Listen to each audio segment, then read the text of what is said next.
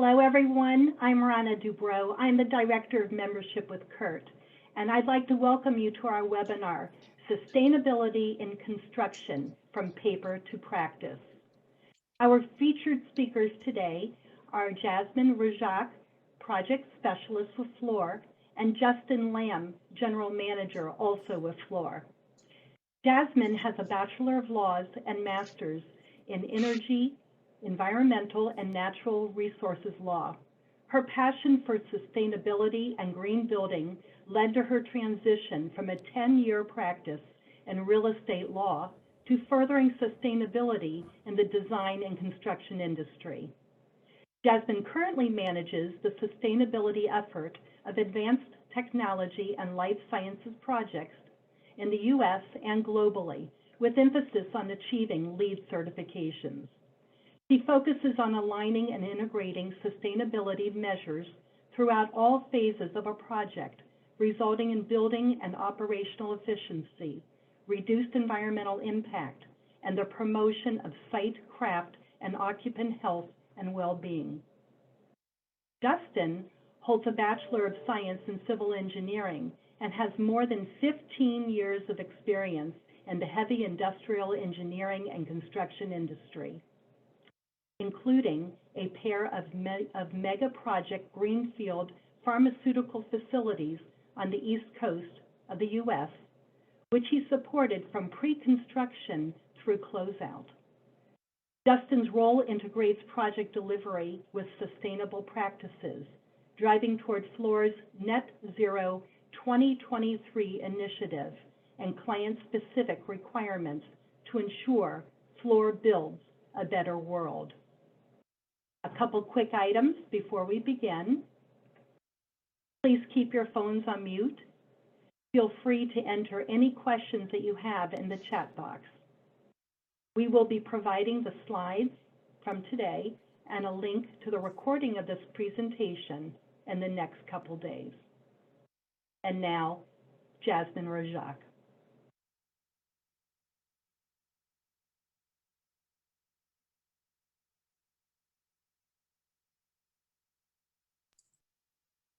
There we go. Can you hear me? Good morning. Rona, thank you for inviting us to talk about sustainability in construction, and thank you very much for that introduction. So I don't need to say too much more about myself other than the fact that, my very first role with Fluor was based on site, assisting with and then overseeing the LEED effort on a mega project. And, we obtained LEED Gold for all 6 buildings across 150 campus, and having that boots on the ground experience is invaluable because it helps me to practically implement sustainability across all our sites. And for every sustainability professional out there, I suggest you get that experience because it gives you firsthand knowledge of what needs to be done on our construction sites.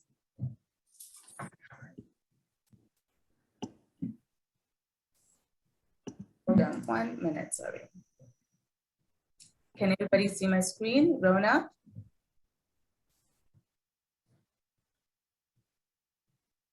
Yes. Perfect.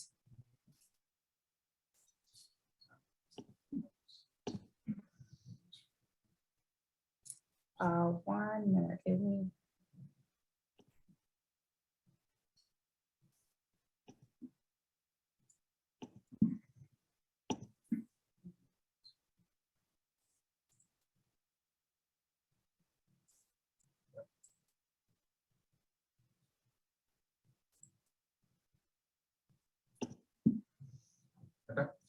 And Rana, thank you as well for the introduction. Again, like Rana said, my name is Justin Lamb. I'm the General Office Manager for Fluor's office in Research Triangle Park and between Raleigh and Durham, North Carolina. Happy to be with you today. My background is primarily, I spent the last decade in construction management, primarily in life sciences and advanced manufacturing, and prior to that, have a background in structural engineering, practicing heavy industrial projects around the world. So I'm very excited about the opportunity to speak with you today, and thank you for attending.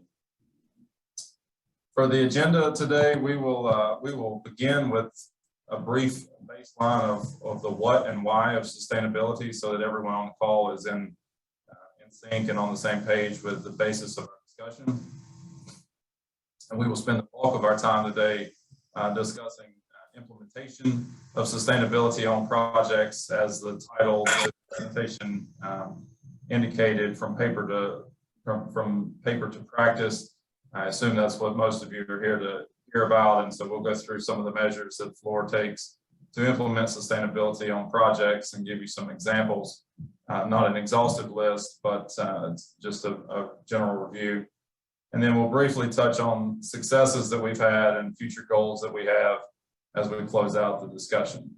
We would love for this to be an interactive discussion as much as possible during a virtual setting in an hour time limit, but we do have a couple of opportunities right up front to help answer the what and why with Mentimeter. So please take out your cell phone, and I'll turn it over to Jasmine to run a couple of surveys. Perfect. Thank you, Justin. So with that being said, we can get straight into it. And like Justin said, we want this to be an extremely interactive presentation. So we're actually going to start off with what is sustainability and what you think sustainability is. So what we would like you to do is to take out your phones and to scan the QR code.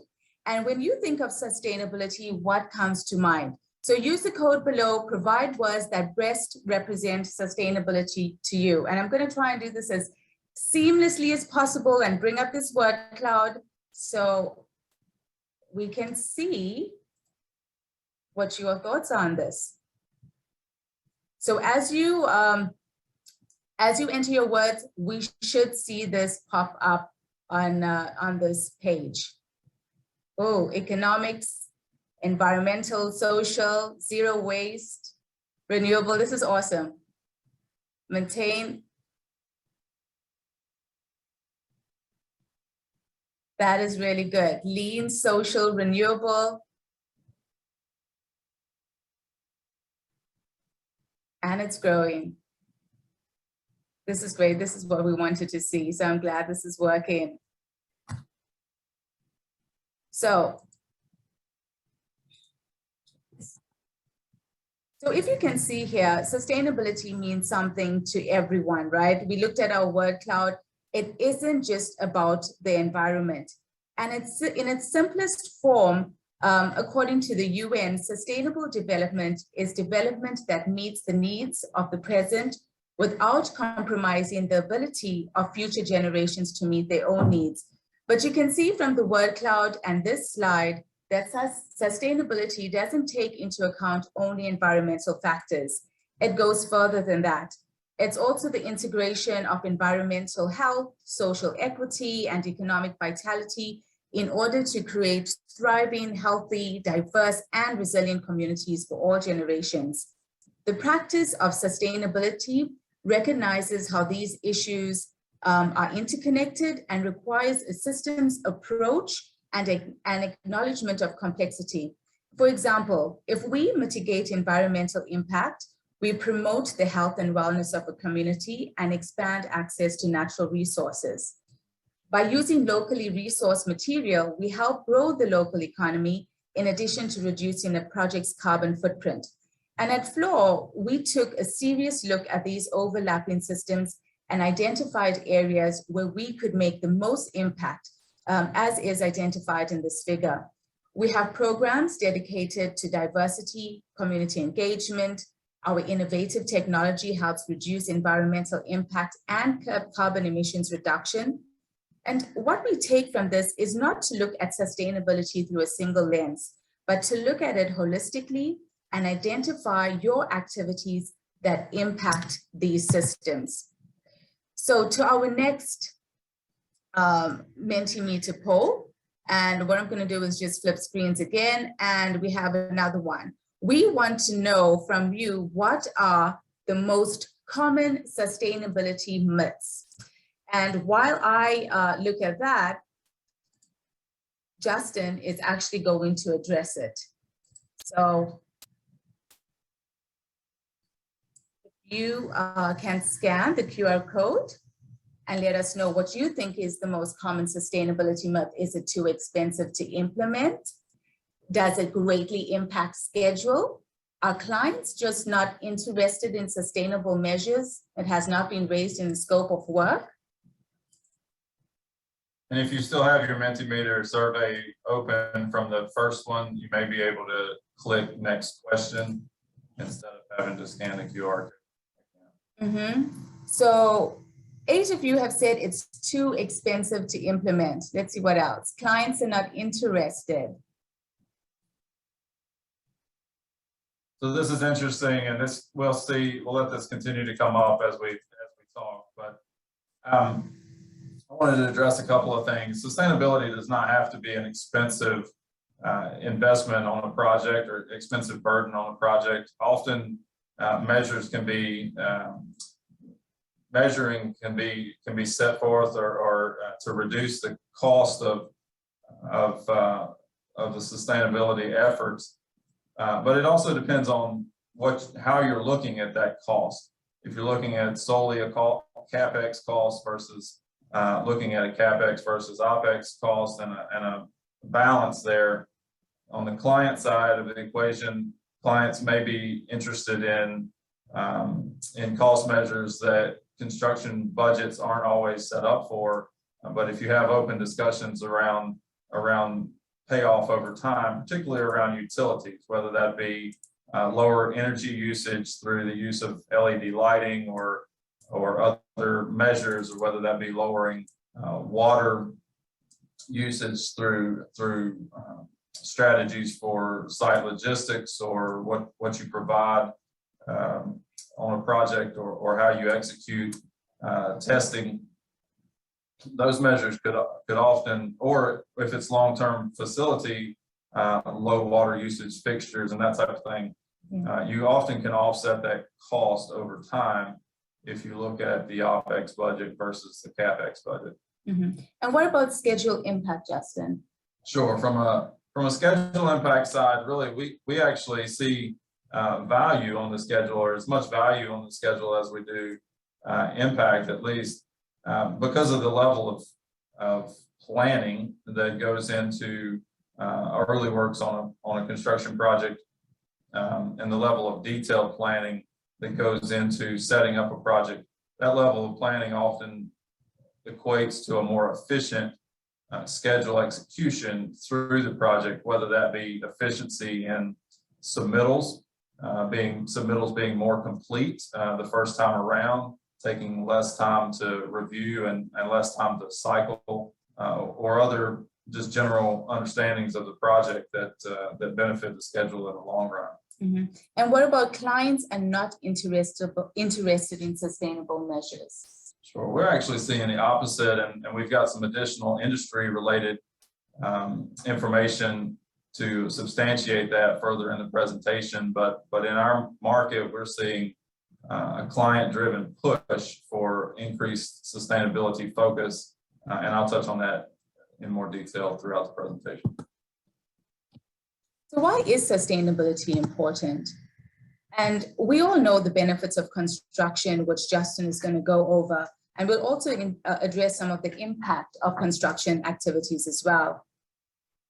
The construction industry is a large and far-reaching industry, from single-family residential to multi-billion-dollar heavy industrial facilities, from blue-collar workers to white-collar workers to everything in between.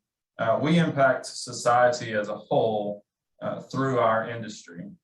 And we believe that improving society should be an ethical value to everyone in our industry.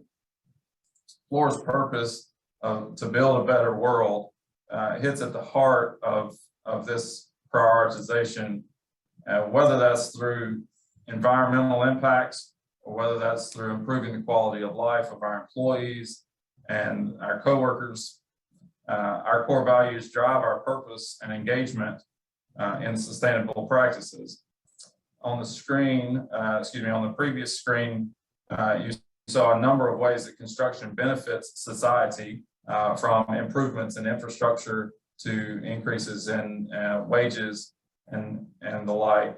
And this is just a sampling of how our far-reaching industry improves and impacts the society for the greater good.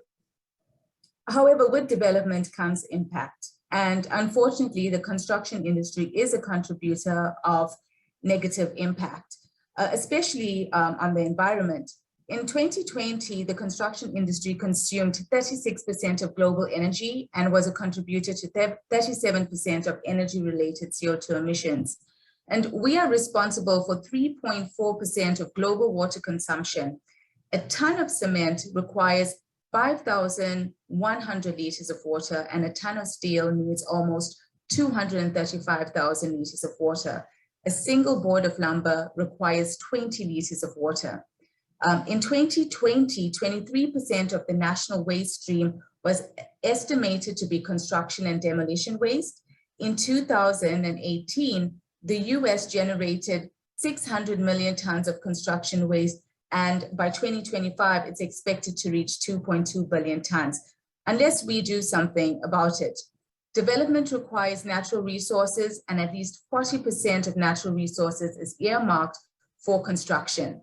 And from these statistics, it is clear that this industry has a role to play in significantly reducing impact, and this can be done through collective action. The figure on this slide is from the 2021 Global Status Report for Buildings and Construction. And note that at least 6% of carbon emissions comes from material manufacturing such as steel, cement, and glass. And to reduce this percentage, we need to demand material that is sustainably sourced. It might be harder, but we can push that envelope. And manufactured, that is quite important as well. The more pressure we place on our supply chain, the closer we get to reducing our environmental impact.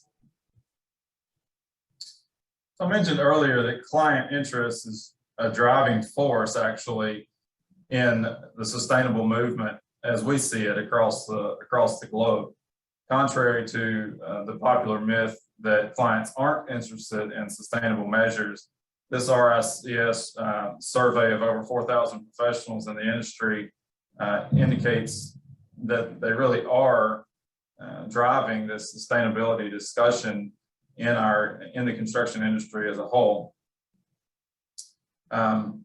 This shouldn't be the case, and I actually take this as a call to action for our industry to do what's right and not wait on our client engagement to drive sustainability. You hear this throughout. This survey is one touch point. You can hear this same messaging in the investment community when you listen to quarterly conference calls. Almost every corporation has a sustainable message in their corporate conference calls and in their publications these days.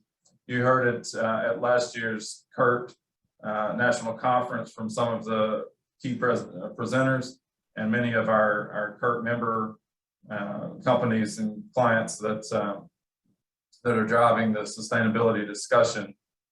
And we believe that that it's time for our industry as a whole and all of our peers on this call and likewise to drive this discussion, whether you're on the client side or on the contractor side.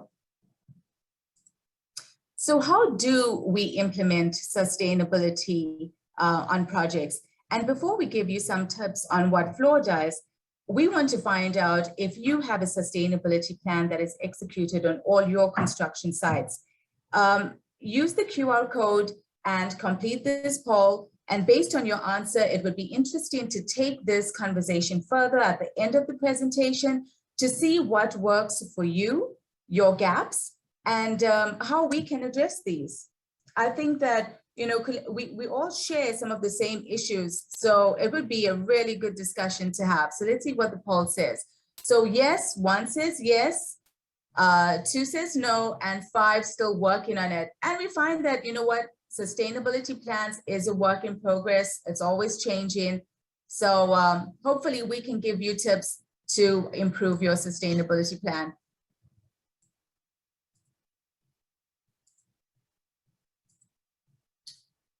So at Fluor, we recognize the role we play in building a better world. And so we started our sustainability journey way back in 1976 through volunteer programs to positively impact the places we live and work.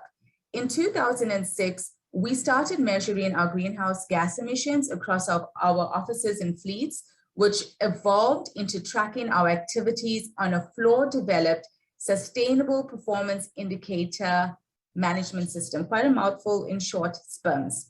In 2021, we reduced our scope 2 emissions by 15% and our electricity usage by 2.4 million kilowatts from 2020. We work diligently on initiatives to increase sustainability and diversity within our supply chain and in the social sector. And in 2021, we saw the results. We saw approximately 78% of our annual spend was with local suppliers and contractors worldwide. We have added 3 historically Black colleges and universities to our sponsorship program, and we became a signatory to CEO Action for Diversity Inclusion. We've also implemented a variety of programs, and one that we're very proud of is a recidivism program, which was implemented on one of our West Coast projects. We saw great success and it is growing. Our mandatory corporate policy is to implement sustainable measures on all of our project sites, regardless of whether or not this is a condition of satisfaction. And to this end, we developed a project site sustainability playbook. This planning tool is used with the project owner to identify mandatory and optional initiatives to implement on our sites. We publicly report our activities using third-party verified frameworks, such as the Global Reporting Initiatives. And this focuses on ESG indicators across 3 pillars of sustainability. It also helps us to identify where we fall short compared to the industry standard. It provides transparency, and it helps us to identify where we need to improve. And while we are very proud of our accomplishments, the reason for highlighting this is to raise awareness of what can be done within an organization to make a positive impact. Now we get into the meat of our presentation, where we will go over the steps that we developed to successfully implement and achieve sustainability on our project sites. These are a couple of steps. We won't go into full detail on every one of them. We do want to go, we will touch on more on those steps that are pulsing. And the very first step with your sustainability goals is to identify your conditions of satisfaction. And you can see, it would be great to identify it across the 3 pillars of sustainability. Some of them falling under environmental would be our green building certifications. We see a lot of our ATLS clients wanting green building certifications, waste management, water efficiency. Energy efficiency is a really top goal at the moment. And without going into too much detail, we found that to reduce building emissions, we need to reduce this through the life cycle of a project through a combination of strategies. One would be to reduce energy demand through behavior change and energy efficiency, decarbonizing the power supply through the use of renewable energy, electrification, and then thirdly, to address embodied carbon, which is stored in our building materials and how we conduct our construction activities. On the social pillar, we see a big condition of satisfaction being diversity, equity, and inclusion, training and workforce development, craft and health wellness. Economic, we try to focus on diversity spend, local contractors and local hire, and sourcing of regional material. So after conditions of satisfaction are established on a project, the very next step in our action goal is to align all the parties on the execution strategy. No different than any other facet of a project. It's critical to the success of the project that alignment between all key stakeholders happens early and is a continuous process, but not a one-time thing. We move this discussion through initial kickoff meetings, and we continue this discussion every time a trade partner is brought on board and other entities are engaged in a project, so that there's continuous coordination around sustainability, just like schedule and safety and every other aspect of a project execution. Plans and metrics are extremely important as well. And what we found that for projects that pursue green building certifications such as LEED, WELL, BREEAM, they serve as great frameworks to implement sustainability during design, construction, and operations. For example, LEED addresses construction activities such as sourcing of sustainable material, construction activity pollution prevention, waste management. This is to name a few. But for projects that are not pursuing a green building certification, a plan does need to be in place. At Fluor, that's where our sustainability playbook comes in handy, as it provides our team with guidance on what initiatives to select and how to implement these. We also use the sustainability playbook to cover initiatives under supply chain, social equity, and economic development that may not be covered elsewhere. The playbook is flexible and it needs to be adaptable to each project goals.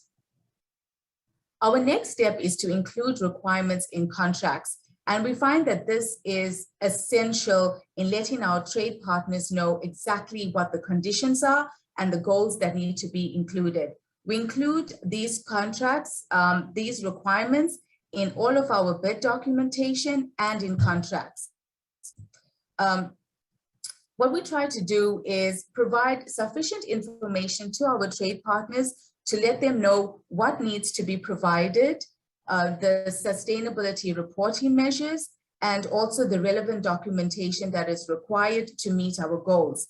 Usually we see with our contracts, we attach information on the environmental impact on materials, specifications on sustainable design, reporting, plans such as indoor air quality management plan, a construction waste management plan, and we all know that SWIP plans are in place as well. In order to create checks and balances, we also attach an acknowledgement form, which is part of a sustainability bundle.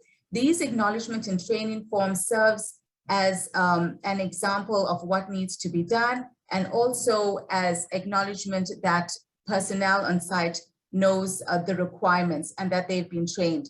This ensures active engagement. It also provides a platform for questions and issues, and perhaps ways in which we can improve our system.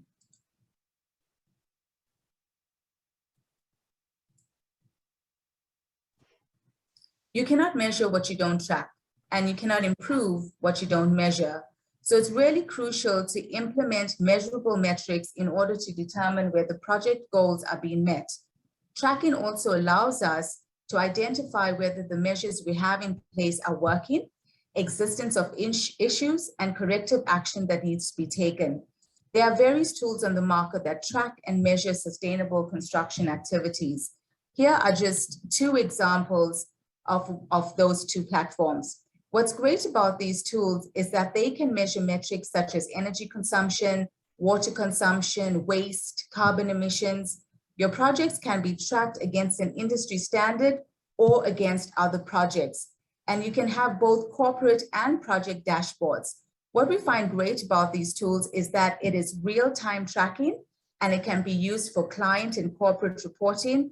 And also, some of these tools can be used for generation of LEED documentation for LEED or other green building certification review.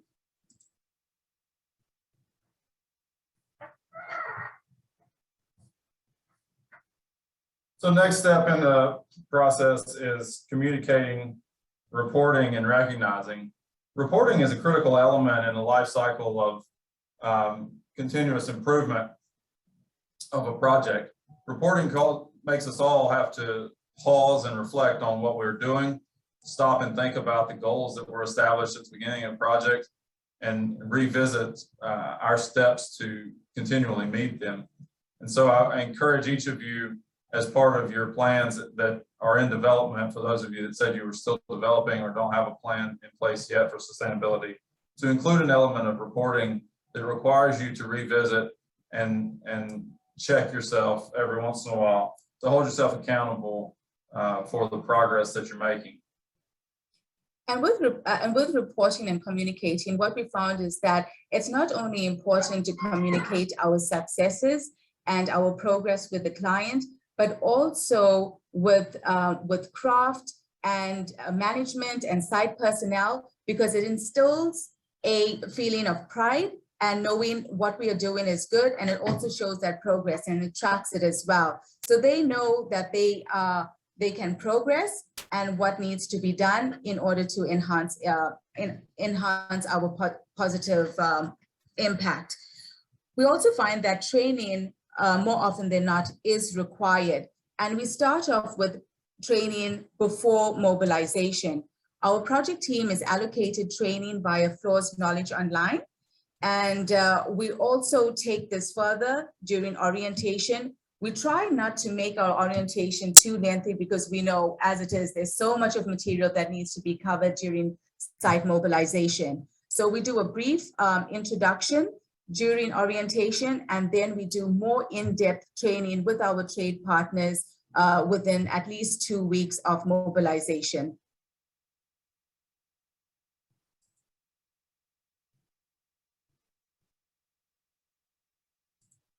What we did want to do is point out some examples of how we've actually implemented sustainability on our site. And we know that construction waste management is a big one. As we pointed out in the beginning, it is a huge concern. We all want to recycle and divert our waste. However, sometimes our good intentions are wasted, mind the pun. But to effectively reduce and divert waste, you have to have a plan in place which is practical, enforceable, and efforts can be tracked. There are more ways to divert your waste than just through recycling. At Fluor, we use zero waste principles of reduce, redesign, reuse, repurpose, recycle, and re-earth to evaluate 100% of our waste for diversion. Our goal is to divert as much waste as we can, and we're always looking at ways in which we can increase this. Currently, we do achieve a minimum of 85% diversion rate, and we've also seen a 90% on a number of our projects. We work with our procurement team. They are aware of our goals, and they include language in POs requesting our supply chain to provide processes that reduce waste, such as packaging. We also work with our waste collection trade partners to assess the site and develop plans that best meet our needs and goals, taking into account site constraints and logistics. While we would like to source separate all of our waste, we found that this is not always feasible, especially if you're working on a site that has space constraints. And we found that a combined strategy of source separating and co-mingled waste streams works well if you have a reliable vendor and site personnel clearly recognize materials that need to be diverted versus what has to be trashed. We take a closer look of all the materials that can be diverted, and at minimum, we divert all concrete, gypsum, wood, metals, and cardboard. Concrete and metals are always separated. Sheetrock is source separated when installation of this material begins. And we found that scheduling allows us to add an extra dumpster when it is really needed. For warehousing locations, we assess waste streams generated and provide source separation dumpsters for highest material generated, such as cardboard and wood. We try to eliminate single-use plastic, which is not always easy, but it's something that we are working on. On one of our sites, we actually successfully managed to eliminate the use of plastic water bottles and by providing filling stations. In approximately 16 months, we eliminated 564,374 plastic bottles, to be exact, And we actually saved $55,000 when making that switch. So you can see that being sustainable and diverting waste doesn't just mean reducing our impact, it also saves us considerable dollars. By using a tracking platform, you can capture data as they are received. And there have been times when we noted that our percentages have decreased. What we have done in those instances is worked with our trade partners to review these shortfalls and to see how we can improve our diversion rates. And we've also revisited training and other measures. Conducting regular inspections is extremely important. It helps to confirm whether practices are being followed. And when site personnel see you taking an interest in what is being dumped, they will be more cognizant of their actions. And I cannot tell you how many times I got weird looks from climbing up on the dumpsters and taking pictures. People did ask me questions after that. And I did, however, create awareness and raise questions. And we showed that what we were doing was serious. And we found it extremely beneficial. We also found some crazy stuff in the dumpsters which should not have been there. We addressed those issues, and I'm pleased to say it did not happen again. Right. So as a reminder, in addition to Jasmine touching on some of the more environmental related topics of sustainability and our measures around reducing and tracking environmental measures, there is also a social or personal component of sustainability that is critical and a major portion of that original definition, if you remember back to the first few slides that we presented. And I see several of the comments in the or questions in the chat around can sustainability be implemented in petrochemical or oil and gas projects and other related things. And I'll remind you, yes, the answer is absolutely yes. And there are a number of measures around specific design efforts in those industries that can support the technical side of the permanent installation. But I'll remind you that it's not just environmental, and there's a lot that goes into a project execution that is temporary and logistics related in nature. And I'll encourage you to look there as well, both on the bricks and sticks side of things, as well as the personal side of things. I know from personal experience through my involvement with CURT that all of our CURT members and primary participants have a great care for their people. And I'm sure each of you within your company have great concern and interest and put a lot of effort into how you care for your employees and coworkers. And no different from the way we run our businesses, we should care for our trade partners and our craft and everyone involved in project execution. This is what we see as often construed as an upfront investment. And back to that original myth on sustainability costing too much, this is often where that image comes from, because there is an investment upfront in taking on sustainable measures, whether it being providing conditioned canteens and on-site medical services, for example, or potentially on-site career development opportunities for folks on our job sites, which are all things that we regularly practice and like to do on our job sites. This is the upfront investment, and it takes planning and it takes money, but we actually see a return on that investment, and you just have to look for it. And we see a return on that investment through retention with lower turnover rates on projects. We see a return on that investment through time on site, people willing to spend more time on site, people not being forced to leave the site, taking longer breaks for lunch and things like that. And we also see improvement in quality and productivity through morale and person's interest in being on site and being committed to the overall project goal that we're trying to achieve. So as a reminder, as I stated earlier, don't just think about environmental when you think about sustainability. Please think about caring for your people and caring for those that work for you, even through your trade partners and other companies.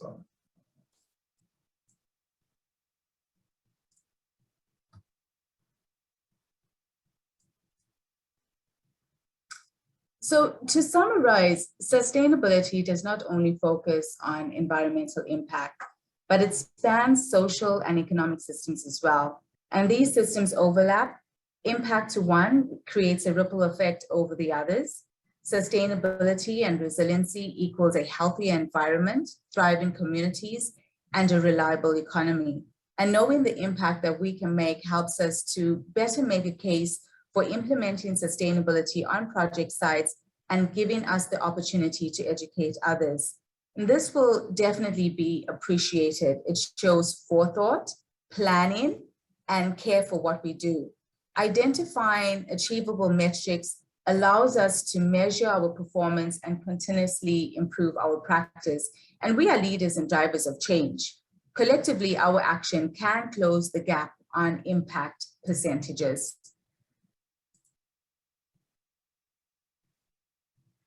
So some proof that what we're saying works. As Jasmine mentioned earlier, we've been at this sustainability effort for a number of years, and Fluor's seen success. Very recently, as you see listed, some examples of awards and recognitions that we've received very recently and on a continuously recurring basis, which we're very proud of. But also specific to our clients and their projects, with over 30 projects that have received green building certifications of some type, either both nationally and internationally through the years. And we're thrilled about that and look forward to continuing to provide this for the betterment of society and to meet our clients' goals moving forward. So some of our successes and goals, Justin addressed some of those successes, but we definitely have goals and we're always looking for ways to improve our practices and the impact that we have. So we have actually set quite an aggressive target to reduce our absolute Scope 1 and Scope 2 greenhouse gas emissions to zero by the end of 2023 for our offices and associated fleets globally. We are looking at ways in which we can reduce our zero emissions on our sites as well. There's always work to be done. What we are trying to do is to determine what are those contributors and what are some of the measures that we can actually reduce this. Our construction activities play a big role in creating Scope 3 emissions for our clients. So we definitely are looking at this very closely. We want to also track our carbon emissions, and we will go ahead and use this information to identify a targeted reduction goal, and we will identify those measures to mitigate that.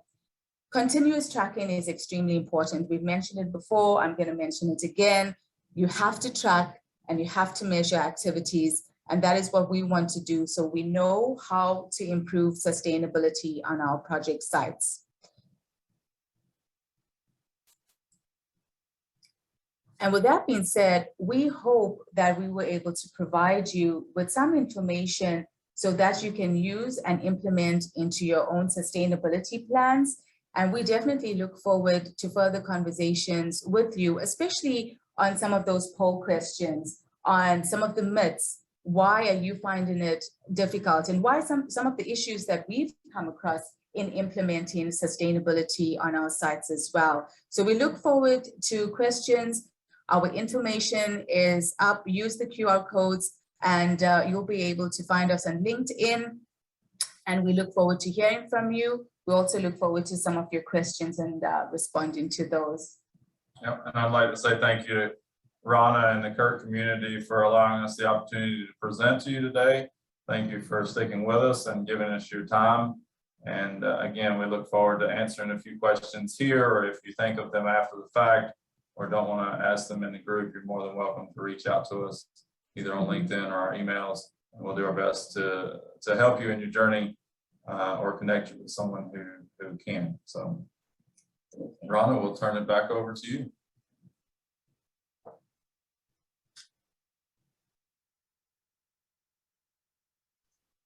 Rana, you're muted. All right. Can you hear me now? Yes, we can. Okay.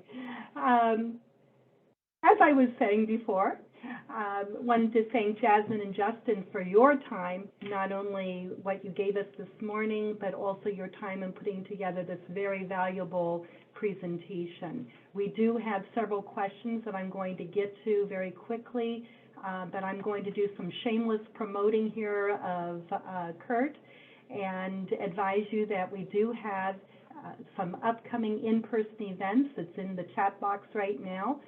We invite you to join us in Las Vegas, and I've highlighted the fact that we happen to have a panel discussion on technology for sustainability in construction. So the discussion continues. And with that being said, let's get to some of these questions here. First of all, we have a question about how do we estimate the cost of sustainability of infra projects?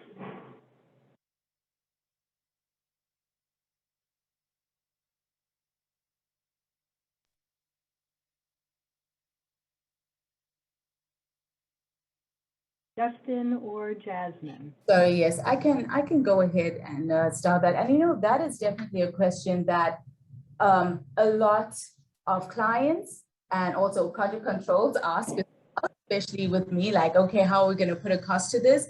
But what we have done is we actually looked at the sustainability initiatives. What are those conditions of satisfaction? And we broke it down very simply, like, okay, is it waste reduction? Is it water efficiency? And then we look at the items that need to be, and some of the actions that actually need to be implemented to achieve those goals. So whether it's time, whether it's hours in terms of design or planning, or whether it's hard costs with regards to the material or the equipment that needs to be installed.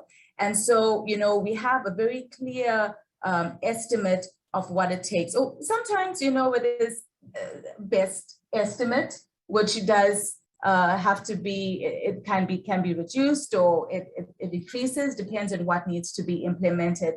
But that is how we put a cost to sustainability. But what we also found within Fluor is that sustainability doesn't need to cost extra. If you are implementing measures or your standard practices, it's standard practice, it's good sustainable practice, so it doesn't cost much. And clients like to see that. If we can go ahead and say, this is what we do as a sustainable practice, we reduce our waste, we go ahead and we choose all native and adaptive vegetation, so you don't have to put permanent irrigation, then they see the benefit in that, and that is just already included into your budget. But the goal here is to practically break down those costs, and you can see where you are in terms of your budget. And specific, I'll add maybe briefly, specifically for infrastructure, looking at, you know, where you're sourcing your material from, ensuring that you're seeing that you can source local material without seeing a cost escalation to the project versus identifying where you may need to go outside of that 500-mile radius type local radius for the project is one way to incorporate that in your estimate, and highlighting those areas where that might be a cost difference from, you know, with your client, and having a discussion around whether or not that's of value to the project itself. Jasmine mentioned, you know, the choice of vegetation on the kind of the final improvements side of things, and making sure that we're putting in vegetation that's appropriate for local areas.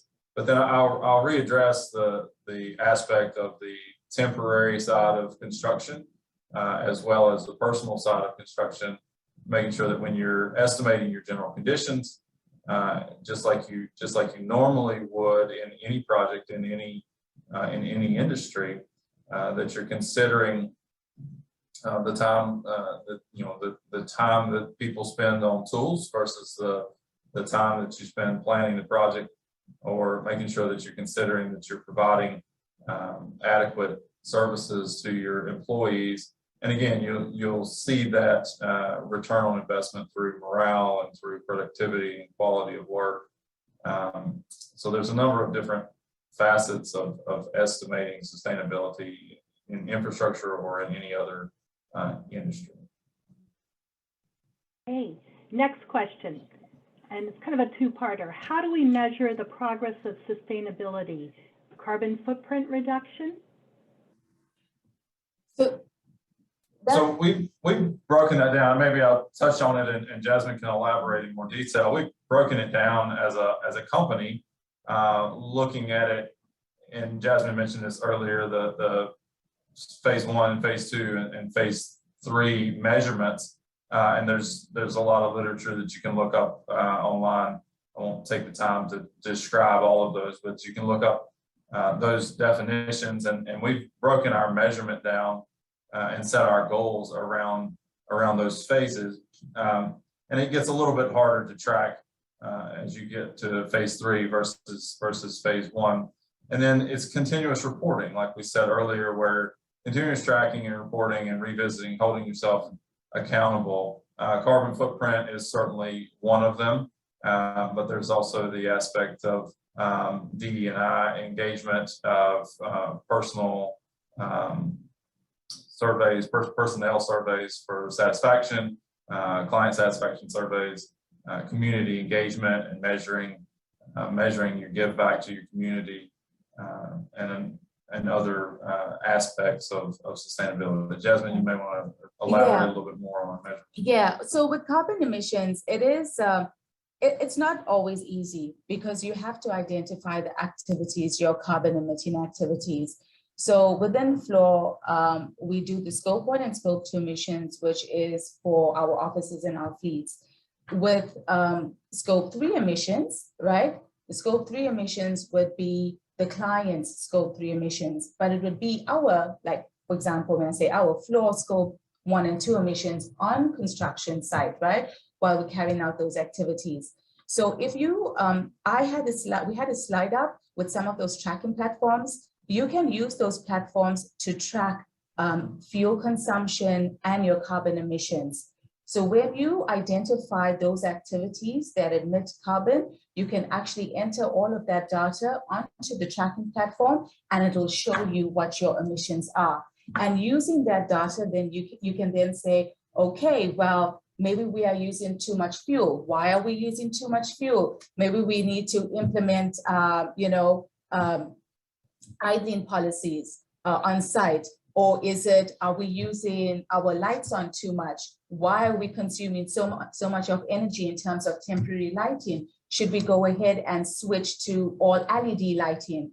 So and what's good about those platforms is that it will break it out into some of those activities, and then you can see how you are with your carbon emissions and then plan accordingly. I hope that helped. Hey, at which phase of the project should we consider sustainability measures in petrochemical projects? At the very beginning. I think that's all answered, right? The earlier the better, no matter what the question is. But truthfully, you can impact more of the outcome of the project when you start earlier, and that checklist of possible points, if you're in the U.S. and using like a LEED type system, or checklist of potential scoring measures internationally or through other industry recognition dwindles as you go throughout the project lifecycle. So yes, as the earlier the better. Certainly very important to incorporate during the design phase of a project. And that's a continuous conversation too, right? Start out with those conditions of satisfaction and what are our overall goals. And then you can set a team out to go identify target points and that stuff. especially in design and then carry through to construction. I do want to make one point though, and this was to the previous question. This is really important. With regards to tracking your carbon emissions, tracking embodied carbon in permanently installed materials is also really important. And you can conduct life cycle assessments on the materials. And there are different programs that you can use to actually conduct that life cycle assessment. But what is good about that is when you do conduct it, you can actually use that as a tool to selecting material with reduced embodied carbon. So please have a look at it. Like I said, a number of tools out there, EC3, attain, and so on. So that would also help you as well. Okay. Can you share a typical blueprint or flow chart to implement sustainability? Certainly. So this presentation will be shared after we're done, and it has our steps, our action steps that we talked about in it. So you can utilize that. I believe some of the blueprint material is in our annual sustainability report that can be found on fluor.com/sustainability. Jasmine, any other recommendations you might want to share? Yeah. So what we have done, besides what we have on screen, just with regards to our sustainability playbook, what we did was we identified measures which are mandatory or which are optional. So together with the playbook, we actually created an Excel spreadsheet which set out all of those initiatives. And you can identify them. And what the project team will do is look at those initiatives and go through it and say, yes, this is applicable, this isn't applicable, and you can go ahead and select that. That together with the framework that we actually showed provides, a nice kind of high level blueprint of what needs to be done. And then, yes, those gaps need to be filled, as it meets, project goals. And our playbook and our action steps are not specific to the business line that Jasmine and I happen to work in. They are across all industries that Fluor serves, and our company as a whole utilizes those. Our net zero 2023 goals are corporate goals, corporate wide. So it's certainly applicable across industries and available. We have one more question. Any suggested certifications to improve our professional sustainability knowledge?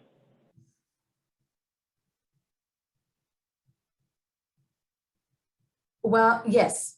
LEED is definitely one of them. I suggest whoever is, and LEED is not just for building certifications, not to say this is just a plaque on the wall. We like using it. We found that it serves as a great framework to implement sustainability across various categories. And anybody taking this training will actually give them a very good understanding of sustainability measures that can be implemented for water efficiency, energy efficiency, and so on, so forth. So that's a great framework. So I would definitely start off with that. And then there are other sustainability courses online that can be reviewed as well. Visit the USGBC's website. You can visit if you're in Europe. There are other similar industry partners that can provide services and provide training material and the like. Yes. Yeah. And someone else just added, if you work on horizontal projects, look into becoming an Envision SP from the ISI. Excellent. Yes. Thank you for that. Well, again, thank you, Jasmine. Thank you, Justin. We really appreciate the time this morning. And thank you all for participating and joining us. We hope to see you again, either virtually and/or in person. Thank you so much. Have a great rest of your day. Thank you for your time. We hope to hear from you. Thank you. Have a nice day. Bye.